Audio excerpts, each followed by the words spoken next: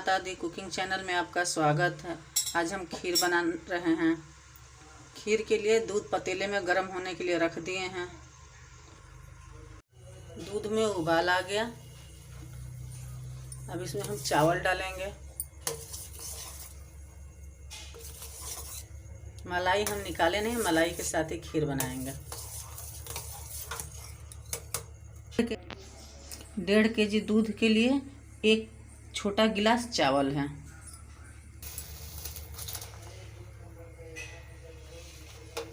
ये नॉर्मल चावल था।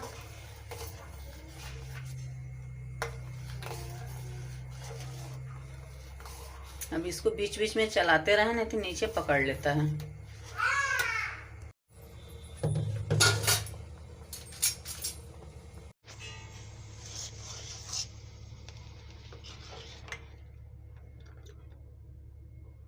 चावल को टच करके देख लें, चावल पक गया है।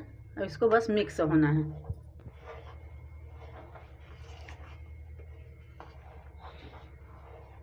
पाँच से 10 मिनट और इसको गैस पे, धीमी गैस पे रखें। खीर में डालने के लिए नारियल, बादाम, काजू, किशमिश, इलायची, चीनी। ये पिसा हुआ चीनी है, आप मोटे चीनी भी डाल सकते हैं।